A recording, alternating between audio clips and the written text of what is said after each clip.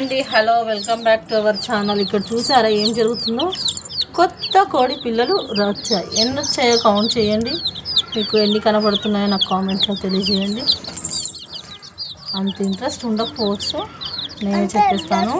మన దగ్గరకు అయితే 3 కొత్త కోడి పిల్లలు రావడం జరిగింది. అవి మా అన్న తెచ్చి పెంచుకుంటున్నాడు. వాడు మెయింటైన్ చేయలేక నాకు తెచ్చి ఇచ్చేసాడు. నా కోడి పిల్లలతో పాటు పెరుగుతుందని. ఇంకా చూడండి, ఇక్కడ కార్నర్లో 2 ఉన్నాయి. ఇక్కడ వచ్చేసి ఒకటి ఉంది, వేరే మనకి క్రీమ్ కలర్ కనబడుతుందా అది అనమాట. అవి కొంచెం పెద్దగా ఉన్నాయి, అవి కొంచెం చిన్నగా ఉన్నాయి కాబట్టి ఇవి వాటిని పొడవడం అవి చేయడం జరుగుతుంది.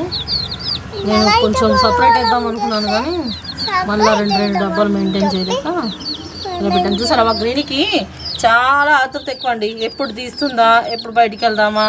మా లక్కీ కంటే కూడా మా గ్రీనికి ఆతృత ఎక్కువైపోయినా. ఎంతసేపు ఏడ సందు దొరుకుతుందా, ఏడకి వెళ్దామా అన్నట్టు. ఇప్పుడు ఇంతకుముందు ఇక్కడ పెట్టేదాన్ని కదా.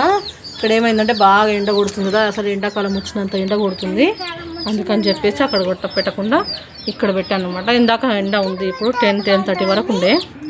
ఇంకా చూడండి సైడ్లో ఇలా కవర్ చేశాను, చెప్పులు కూడా పెట్టి కవర్ చేశాను. ఎందుకంటే అవి ఏ చిన్న సందు ఉన్నా చిన్న పిల్లలు ఉన్నాయి కదా, బయటకు వచ్చేస్తున్నాయి. అందుకని చెప్పేసి ఇలా కవర్ చేశాను. ఇదిగోండి పాలకూర ఆల్రెడీ కోసి వేసాను. పాలకూర ఇంకా కొంచెం ఉంది. ఇదిగోండి చూడండి, ట్రేలో మాత్రం చాలా పాలకూర ఉంది.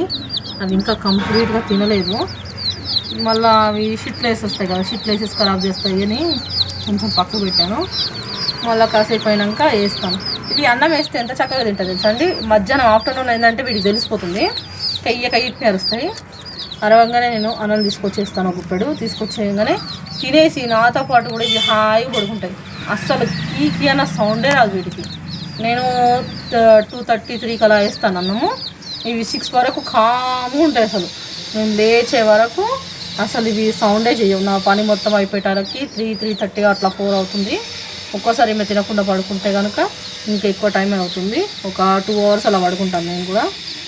ఆ తర్వాత లేచి చూసినాక మళ్ళీ అరిస్తే మళ్ళీ అప్పుడు వీటికి నేను మళ్ళీ కొంచెం గింజలు వేసేసి మళ్ళీ పేపర్ ఏమైనా తడిచిపోతే కనుక పేపర్ మళ్ళీ మార్చేసేసి పెడతాను.